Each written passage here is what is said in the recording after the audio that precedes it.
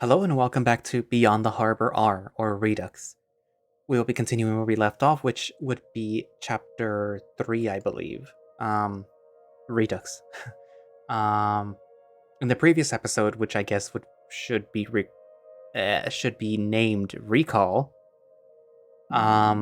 we met who I'm assuming is the actual Oliver Blanche, and I'm not entirely sure if it's happening at the same time as with the first chapter where we meet JC. So, yeah. Anyways, so there's something surrounding this guy. I'm not entirely sure what it is, but JC seems to be very interested in this guy and finding out who he was and where he is. And will we find out anytime soon? Who knows? There's only 3 chapters so far, unless the story is only 3 chapters. I'm not sure yet. I know Redux is actually longer than Return and Recall, so, sit down and brace yourselves. But anyways, without further ado, let's begin chapter 3, Redux.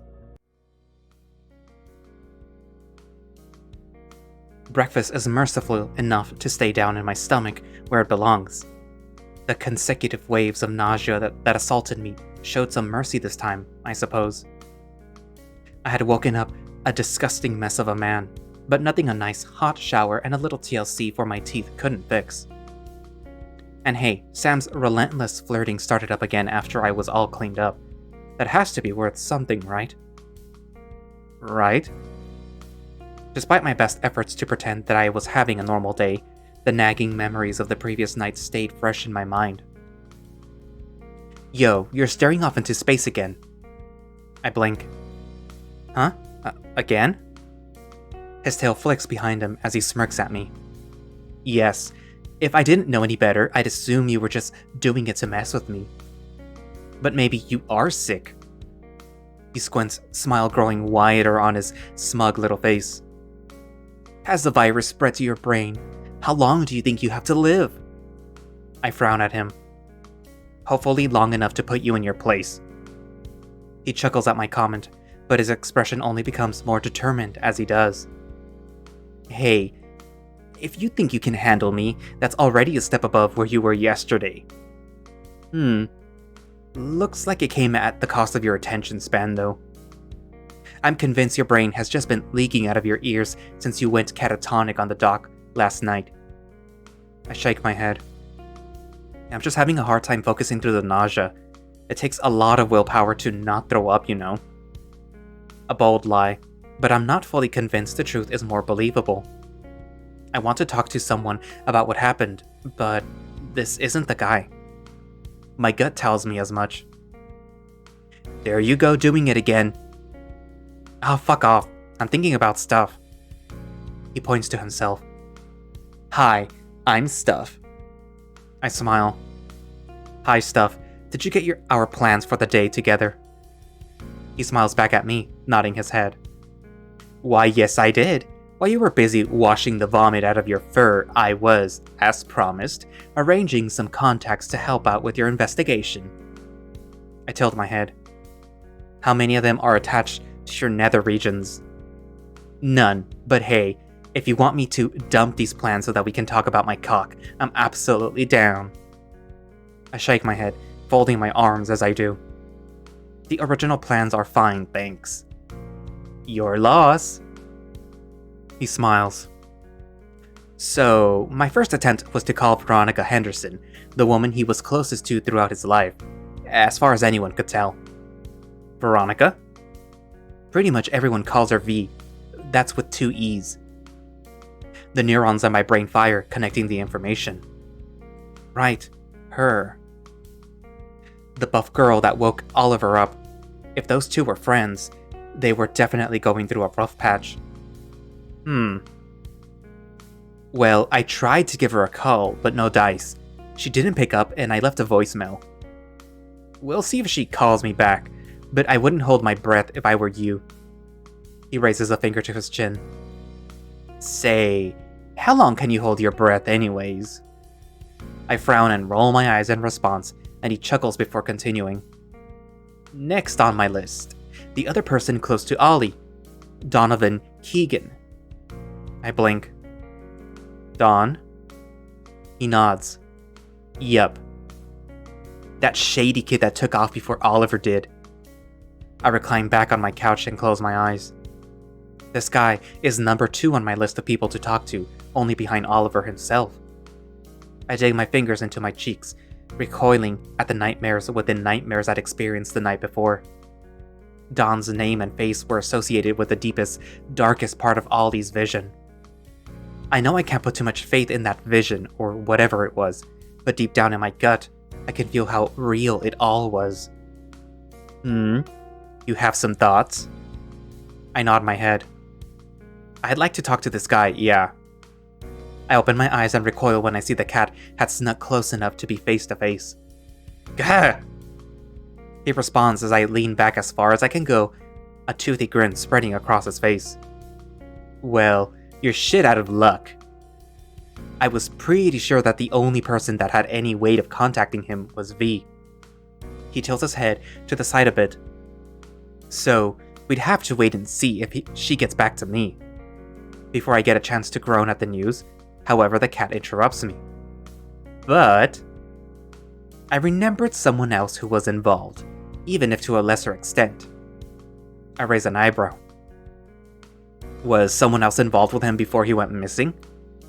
Yup, another boy, always just out of sight. I squint. What is that supposed to mean? Well... The cat considers his words before speaking again. The sort of guy I'd notice following just far enough behind Oliver that nobody without a keen sense of things would notice him. An almost uncomfortable amount of times, I should add. I lean forward and think. A stalker? Unless Sam was drawing parallels that didn't exist. Still, even if it's just a tangible relation, he's still a potential lead. I can tell by the look on your face that I've piqued your interest. I nod. Good. Trevor Ward's his name, and unlike Don or V, he has an extensive online presence. And, lucky you, he still lives in this town. Well, that's convenient. Interested in paying him a visit? I nod. Yeah, beats sitting on our asses waiting for a phone call. He chuckles. You're more than welcome to sit on your dick instead. Yeah, I get it. His eyes widen for about a half a second before returning to normal. Well, if you're offering. I smile back at him. How about we solve this case first, Mr. Wong? I lean back again, smiling as I do. I'm sure I'll be in a more agreeable mood when this is all put to rest. He smiles back at me, his devious eyes sure not to lose sight of their target. I'll be sure to keep that in mind.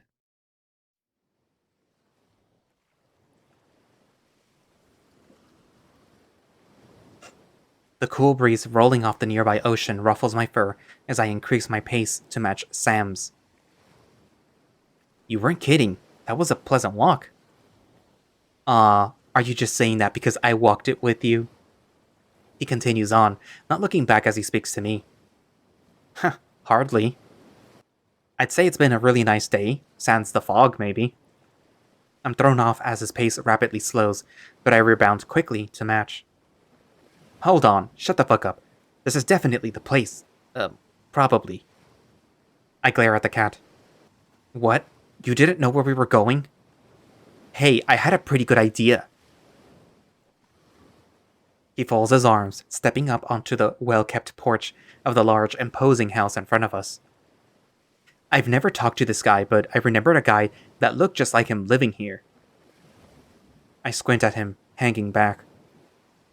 Wait, you aren't even 100% sure he lives here? The cogs in my brain grind together until steam starts to flow out of my ears. Wait. You've never even talked to this guy before? He shrugs his shoulders. No, I couldn't keep a detailed case file on every last weirdo in this town. He turns around to face me. Have you even been paying attention? The people here are bizarre. You're included on that list, weirdo. He grins as he beckons to me, and I answer his call, ascending the stairway to his kingdom of the unknown. There is an ever-expanding pit of doubt taking up residence in my stomach, but my detective's heart keeps my feet moving. I'm not from around here, by the way. I tilt my head. You aren't? He smiles. Do I look like some hick from out in the boonies? I'm from California.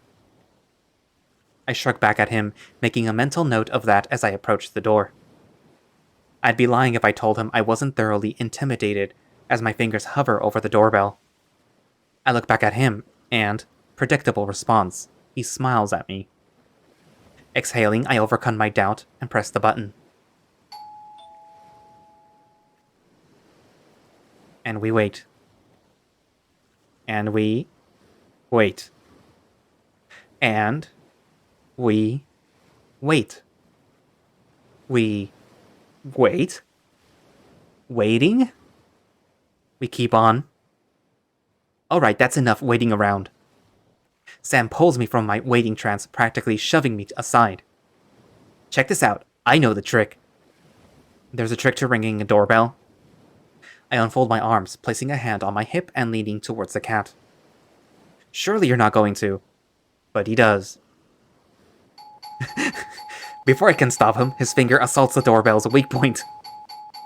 His assault isn't isolated to a single strike, though. He repeatedly jabs his digits into the abused button at a speed so far beyond comprehension my brain can only parse it as vibrating. Unable to stomach the abuse, I reach out and grab him by the shoulders. Jesus fucking Christ, what are you doing? He ignores my desperate plea, continuing to violate the mechanism. His merciless assault only continues, his unflinching resolve set solid. The cringe washes over me, overwhelming adrenaline pumping throughout my body, forcing me into a state of fight or flight.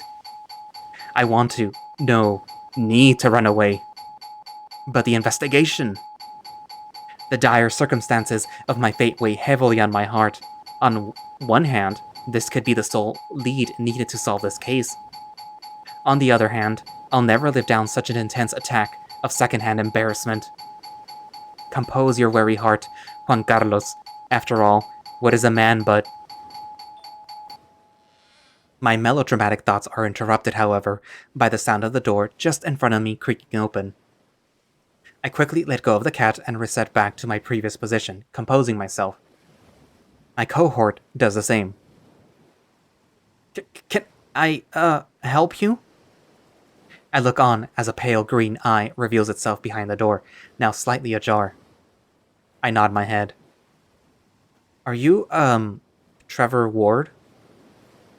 It blinks at me. Yes, that's me. There is a long, awkward pause before he continues. What did you need with me? I open my mouth to speak, but I'm cut off by the cat beside me. Trevor, I haven't seen you in, 4 years? He shoves me aside, taking my position closer to the door. Do you remember me? We went to high school together. Trevor squints his eyes and closes the door just a teeny bit more as the cat gets closer and closer to him. Hey, it's okay if you've forgotten. It's been a long time, so I can totally understand. But I remember you so vividly. We just have to catch up.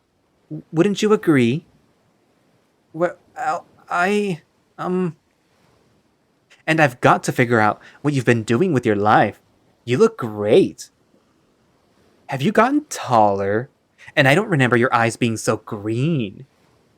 He leans up against me while thoroughly glazing the iguana with his honeyed tongue. Trevor, on the other hand, sinks further and further away from the cat's relentless assault.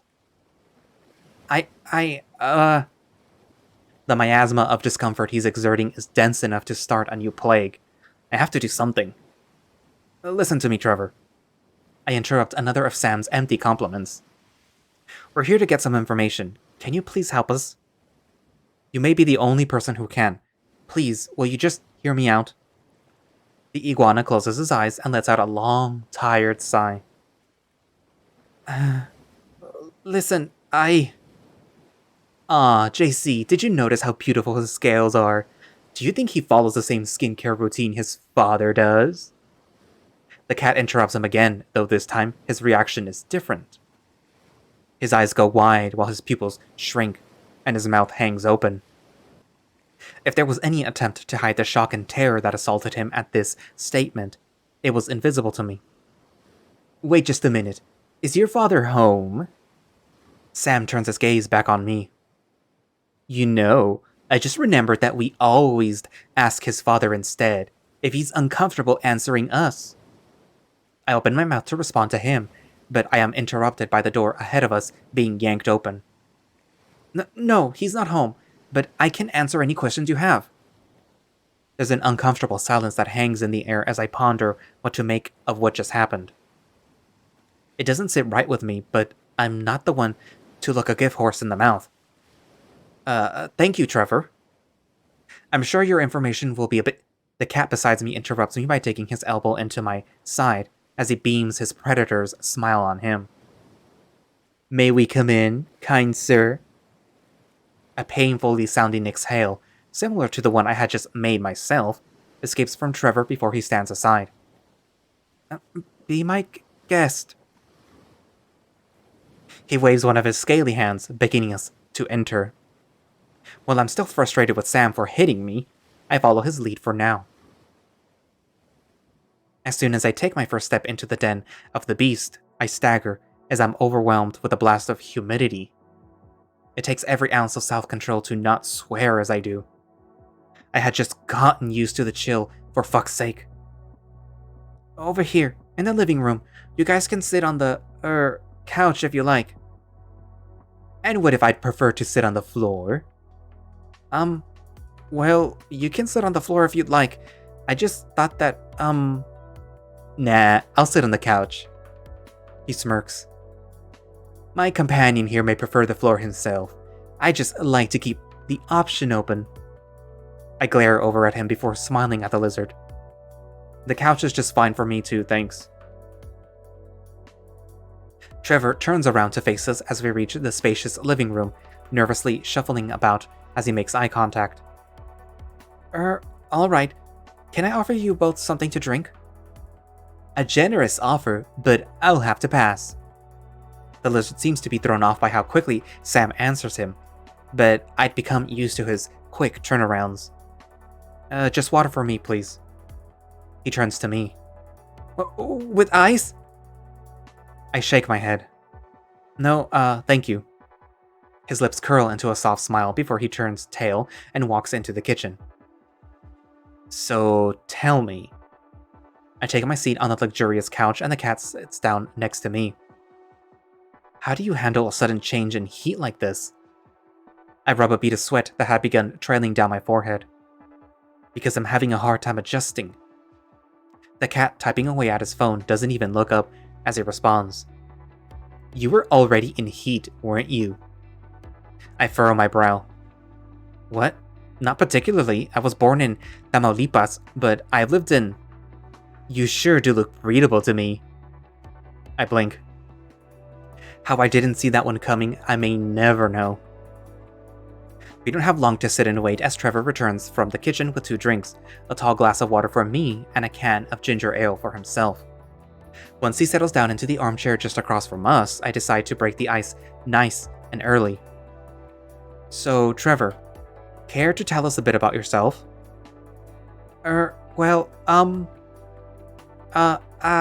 Anything in particular? He gives me an awkward smile as I pull out my notebook. Anything really. I want to get to know you a little better. I smile back at him. I can start to give you an idea. My name is Juan Carlos, and I'm from Des Moines, Iowa. I wasn't born here in the US though. I live in Matamoros, Mexico, until I was 4. The cat to my side stirs, chuckling. You gonna use some hot Mexican pickup lines on me? I roll my eyes. Yeah, because I was definitely picking dudes up as a toddler. I turn back to Trevor, who seems to have no reaction to Sam's interruption. Anyways, my family immigrated here in 2002. We lived in Texas for a little while, but moved further north after about a year when my dad got a better job. My little brother was born about a year after that. Before I can continue, I'm interrupted by the cat's tail brushing against my shoulder. I turn back to him to see what he wants, but he uses it to point at... Fuck, I'm fiddling with my ring again. So, I've spent most of my life here.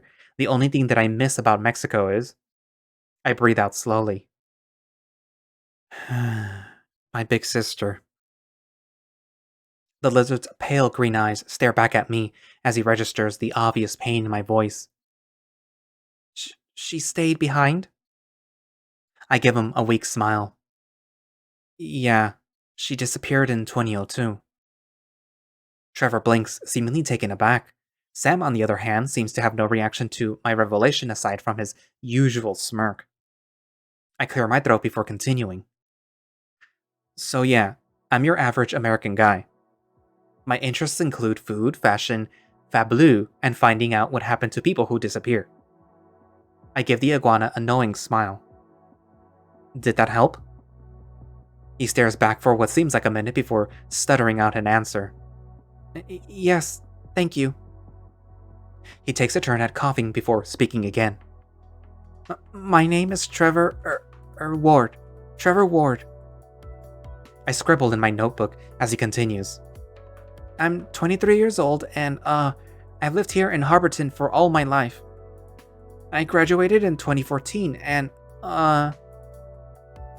my interests are, He fidgets around in his seat. I like, video games and bugs. And, video games about bugs? His lips curl into an uncomfortable smile before he loses an awkward chuckle. That's, about it. I try to offset the discomfort rapidly seeping from the man I was questioning with a nod and a reply. Wonderful, thank you. The reassurance in my voice seems to do little to his panicked state as the discomfort visible on his face continues to manifest. Yeah. I can't, He puffs out a short breath of air before refocusing on me again. Sorry, Oh, that reminds me, JC. The iguana's mouth hangs wide open, interrupted by Sam again. You asked me the other day about college. I cock an eyebrow. But what does that You asked me that, didn't you? Why don't you ask Trevor the same question? I look back at the lizard, whose pale green eyes have widened considerably. Sam. I turn my attention back to the cat. That doesn't seem particularly relevant to this interview. He leans back in his seat, an ever-present grin glued to his face. You asked me for a reason, didn't you? Well, yeah, it was relevant at the time. Really? Why is that? I pinch the bridge of my nose. I genuinely think someone's choice of higher education says a lot about them. Oh, in that case, I'm a good example. I'm a business major after all. What does that tell you about me? I fold my arms. Well, you're kind of an asshole. You're pushy, rude. Aw, don't flatter me. I flinch as he brushes his tail against my shoulder. You see, your observations are completely invalid. I blink. What? I didn't choose my own major, dumbass. Mom forced me to go to college so that I can keep the family business going after she croaks. He leans further back into the couch. I'd have quit a long time ago if that didn't mean getting cut off. There's a sort of quiet to his tone that throws me off. He sounds defeated. I'd be a fool to miss this opportunity. Sorry, Trevor. Please be patient. Well, what did you want to do with yourself? Meh. I flip my notebook back to the page I started on Sam and begin taking notes. If I had my way, I'd wrap myself around a beautiful person's little finger. His tail makes its way from my shoulder to my arm, and I do my best to keep my neutral expression. There's that look again. I think I'd like to travel, meet some beautiful people in other countries. He gently raises an open hand, keeping firm eye contact with me as he does. Maybe work my way into the pockets of some important people. He suddenly clenches his hand into a fist, causing Trevor to jump a bit. Then maybe I'd be satisfied. He closes his eyes and tilts his head, grin curling yet further. I'm quite the overachiever, but I'm sure you could tell that already. I blink. Right. I'm also into hip-hop and aliens. I blink again. That was very helpful, Sam. Thank you. What a guy. Of course, that leads us back into what I was saying, of course. Trevor. The lizard stands at attention, eyes wide again. Yes? Tell my colleague here your aspirations, even if you aren't going to college. Surely you have some goals in life. Well, it isn't exactly how I'd go about getting him to talk. I'm glad Sam asked. I flip back to my page on Trevor. I'm not, in school. I'm sorry if that isn't what you wanted to hear. Oh, quite the opposite. I'm very interested in what you have going on here. I chime in. I am as well. I'd love to hear more about your hobbies. You said you were into video games. A faint little spark lights in his eye. Yes, I mostly play online games. He stops himself a second, but resumes shortly after. Have you ever heard of Insectoid Fantasy? The MMO? He smiles. Yes, it came out last year. I furrow my brow. Isn't that game from, 2015? He nods. Yep, I'm talking specifically about Insectoid Fantasy 2. I was really hesitant about the launch, but I sort of bought it on impulse. He shakes his head. But it actually ended up being worth it this time. I was extremely bummed out when the original Insectoid Fantasy shut down in 2018.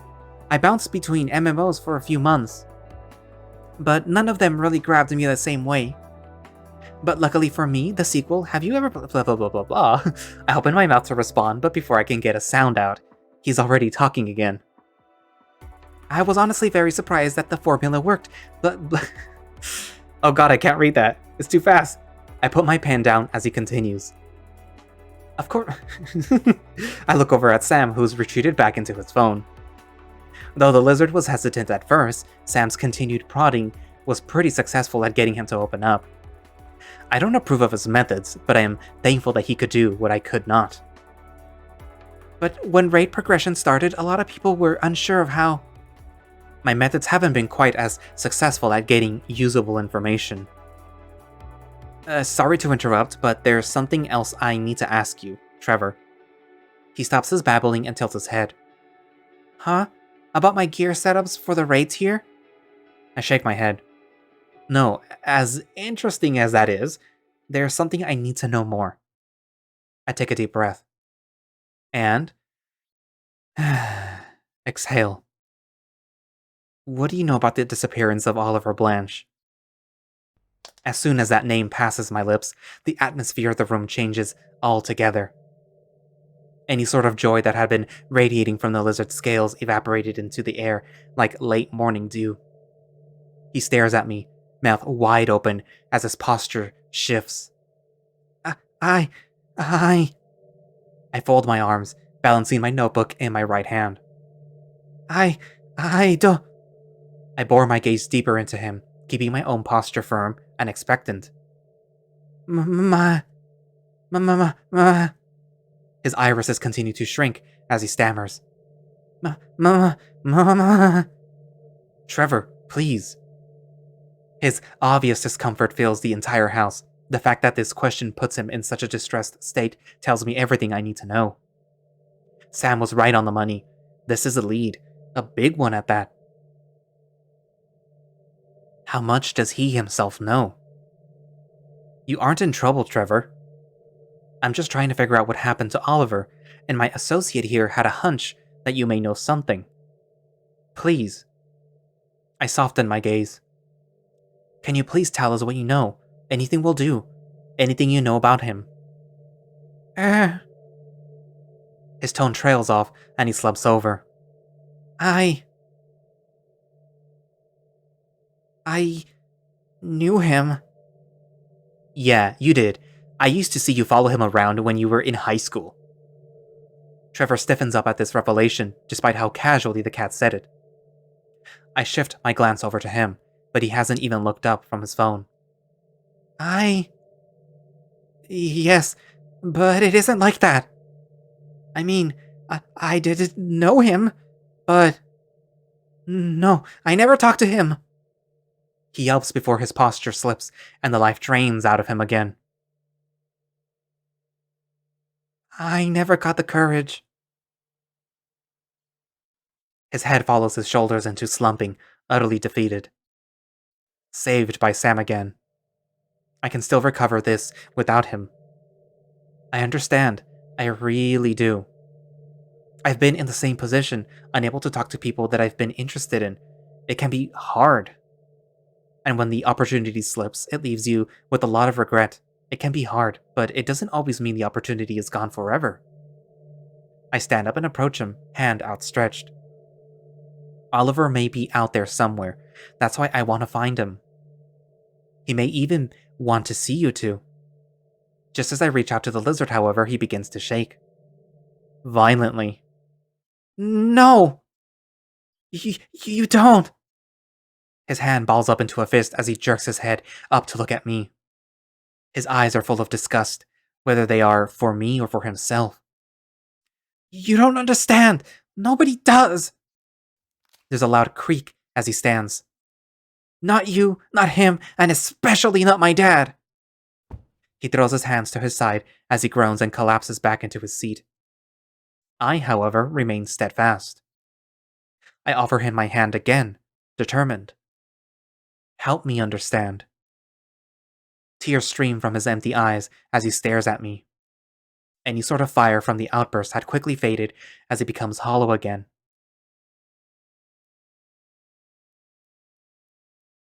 The silence drapes itself across the room until, to my surprise, Sam chimes in.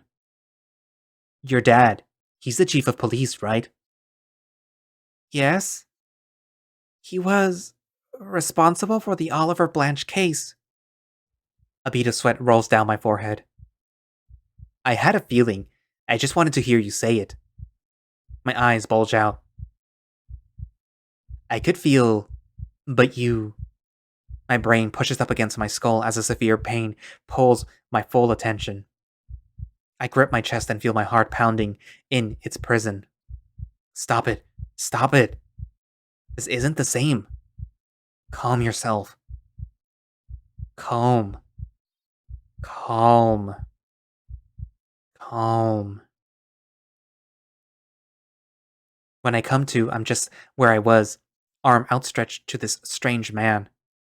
My goal hasn't changed, even if my perspective had. Trevor, please. Can you help us? He slits his tear-soaked eyes, a soft glint of light being snuffed out as he does. I don't think I can. His voice drops to a whisper. My dad would never want me to dig this all back up. I remain silent. I couldn't force him. Trevor, Before I can continue, I'm interrupted by my phone going off. Fucking hell, what timing? I reach into my pocket to silence it, but just as I do, my better judgment decides against it. Sorry, I have to take this. Slightly shocked, the lizard simply nods. I turn tail and walk back to the front door. Stepping back into the pleasant November weather again was akin to being reborn. Something else had changed, though. It couldn't be any later than 5, but the sky was already displaying if it were late evening.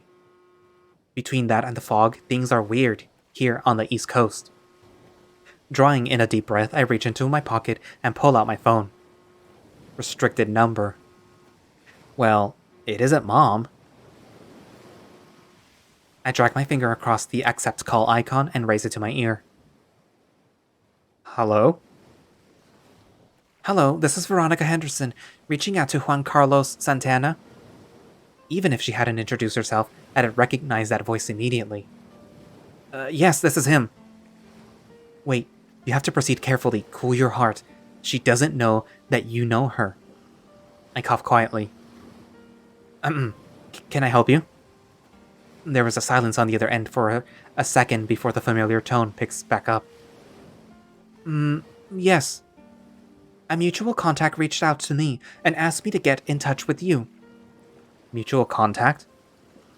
As I understand it, you're doing an investigation on an old friend of mine, Oliver Blanche. Instead of a voice greeting me, I'm pulled into a helpless state by a new sensation unfurling inside of me. The deep, groaning orchestra of a lost memory bubbles deep in my stomach, its cry bouncing off the fleshy walls of its new home.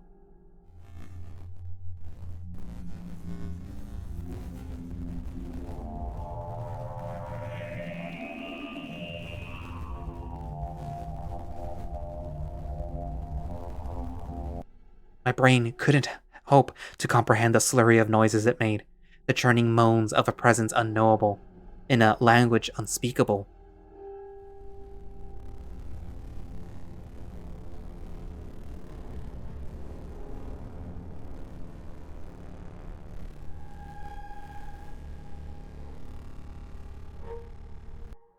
The deepest part of my throat aches.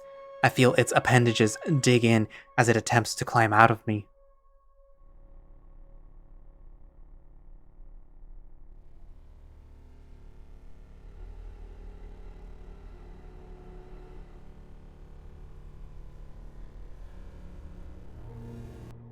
It continues to babble inside of my mind as I stand there, frozen in place. I want to gag as I feel it begin to reach the back of my mouth. My eyes bleed as its hideous liquid seeps out of the corners of my mouth, the incantation chanted by the shadow becoming clear to me all at once. I remember. Mr. Santana? Sorry. My forehead throbs and I cough up a bit of gunk in my throat. I felt off there for a second, but it seems to have passed. But yes, that's me. A short silence lingers before she responds. Ahem. Yes, it is a pleasure to meet you, Mr. Santana. I smile. Likewise. If you don't mind me cutting right to the point, a colleague of mine contacted me, telling me that you were leading an investigation on the disappearance of Oliver Blanche? Correct. And you're an independent investigator, right? You don't work under any particular jurisdiction? No, ma'am. I'm just about as independent as you can get. She breathes out a long sigh. All right. Good to hear. Allow me to properly introduce myself while I have the time to. My name is Veronica Henderson, and I have been Ollie's friend ever since we went to elementary school together. And as far as I can tell, aside from one other person. There's venom on her tongue as those words pass her lips. I've been the only person in his life he's felt close to. Therefore, as my contact suggested, I'd be an invaluable asset to your investigation, Mr. Santana. I'd be glad to accept any help that you can offer. I lean up against the house, crossing my legs.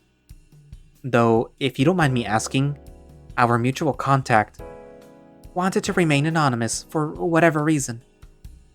I blink, mouth hanging open. Yeah, I was shocked too. Last person I expected to hear from this morning. Not to mention his bizarre request that I wait to call you until just this very moment. What is he? Could have been worse timing though. I was just stepping out from work and I had a spare few moments to give you a call. I chuckle. Did I say something funny? Nothing of the sort. I play along with your little game for now. Can't let you know that I've taken the upper hand again. Right, well... I hear the sound of an engine starting. A car? I'll need to be going. I have a class to teach this evening that I can't afford to miss. As soon as I have some spare time in a day or so, I'll get a hold of you again and I can answer any questions you have. That sound okay? I nod. Not that she can see it. Understandable. Looking forward to sitting down with you and hopefully finding some answers together. Well, so long as you can bear the wait. I clutch my stomach, laughter bursting out of my mouth. Okay, Mr. Santana? I'm sure I missed whatever joke you thought I told. I try to respond between bursts of laughter. No, you see, hey, I saw what you did there. You said you hoped that I could bear the weight. She pauses for a solid second before responding. Yes, and? You're a bear. Another intense round of laughter fills the early evening air. And it's met with silence. And, er... Uh...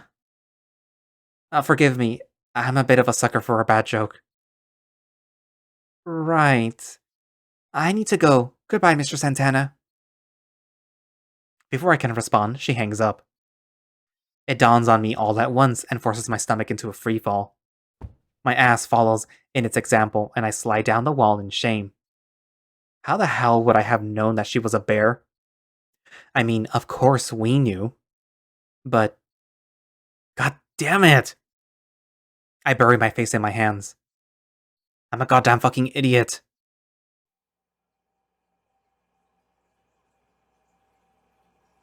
The atmosphere of the living room changes entirely upon my re-entry.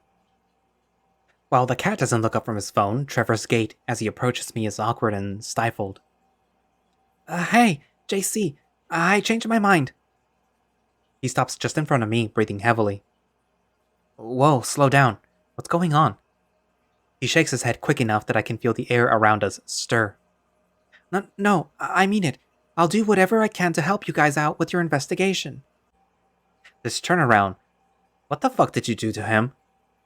I glare over at the cat, but I've never been one to look a gift horse in the mouth. I offer the lizard a warm smile in return. Well, we appreciate it, Trevor. He nods his head and raises a shaky hand out to me. I'm glad to work with you. I take his hand in mine and am immediately surprised by the texture I feel. Paper? After an awkward up and down with our hands, I clutch the note and slip it into my pocket with about as much subtlety as I can manage. Okay, now... Forgot something, Trevor? The cat doesn't even look up, but I can see the ever-present smile hiding behind his phone. Trevor, meanwhile, briefly grimaces before forcing a smile. Yes, I'll meet up with the two of you tomorrow, in the afternoon. His eyes twitches as he stares at Sam, likely waiting for some sort of approval. The cat, showing some form of twisted mercy, nods its head slowly. Okay. He inhales deeply. I'm sorry if this comes off as rude, but my dad is... Yes, JC and I will be taking our leave.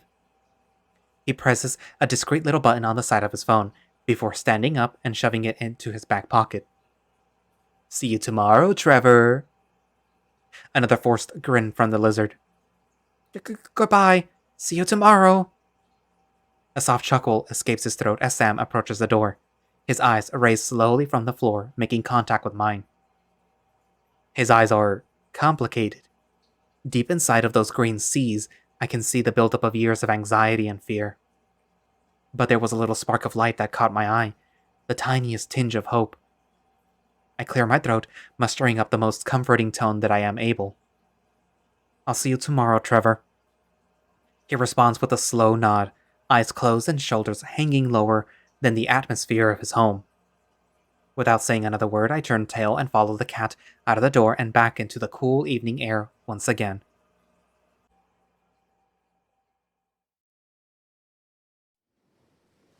The setting sun casts a soft orange glow on us as we walk back down the street. Some part of me hates it, and for the life of me I couldn't tell you why. Hey, tell me something. Hands buried in my pockets, I keep my pace steady with the cats. You seem super invested in this whole detective thing. I turn my gaze to my companion. Yeah, what about it? You're pretty terrible at it. I open my mouth to respond, but before I can, he continues. I guess I'm just curious why. My brain stops working then and there.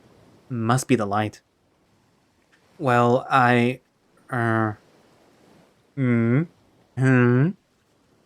You dodged the question last time I asked, too. I sigh. It's personal, okay? Must be. You got something that keeps you moving forward. Motivation. Hmm. Must be nice.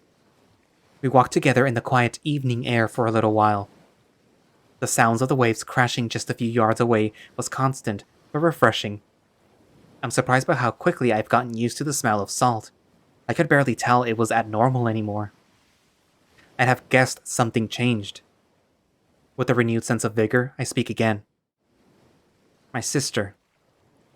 His ears perk up, but he doesn't turn to face me. This ring was hers. I take her ring in my right hand, as I'd done so many times before. It's one of the last things that I have left of her. He stops. That's poetic and all, but you still have your memories, don't you? My breathing slows. My eyes sink back into my skull as a familiar feeling grips at my heart. Of course I do. A single tear slides down my cheek as those bony digits curl around the organ, tighter and tighter, tighter. You and I aren't that different, are we? End chapter 3. Huh, who could you be talking to? I take it he's referring to Oliver? Or perhaps there is someone else.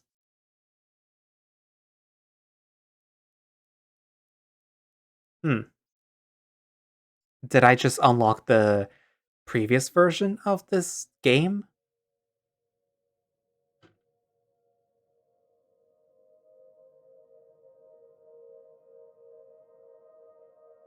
Oh, well, I'll do this later, as soon as I'm done with this. Um, so, so far, interesting story. Obviously, Sam is a lot better at detective work than poor Juan Carlos. That's actually my uncle's name, Juan Carlos. But yeah. So, huh. What to say? So, obviously, we're gonna end up meeting V, or I should say, JC is gonna end up meeting V eventually. And then I'm assuming in the next update, we're gonna be having a more thorough conversation with this lizard or iguana dude. And there's still no real clue as to where Oliver Blanche actually disappeared to, or what actually happened and where Dawn ended up. I'm assuming that V has more information on those two, like where they ended up, or at the very least, some idea of where Dawn is, because Oliver Blanche is the real mystery, and Dawn is. Like, Dawn sounds like he just left, while Oliver sounds like he disappeared. And that's two different things. Because he might have disappeared against his will. And I'm still curious as to why Juan Carlos, or JC, I want to call him Juan Carlos now, as to why he feels this connection with Oliver. And why it makes it seem like there is something inside of him. Not like a very literal inside of him, but like maybe, and at the risk of comparing it to Echo again, like a spirit inside of him. And I know I've made the comparison that this feels like Echo, but I mean it in like the most good way possible, okay? This isn't like saying like, oh, this is like Echo. No, this reminds me of certain things that Echo had. Not that this is just like a ripoff or whatever, no. Because I am very interested in this story right now. Trust me. I want more. I want chapter 4. But yeah. So, I mean, I guess I'm gonna have to wait until chapter 4 to find out what's going on. Or get even more clues as to what's going on. So, what are your guys' theories that haven't read Beyond the Harbor? Or what do you know for the people who have read the original Beyond the Harbor?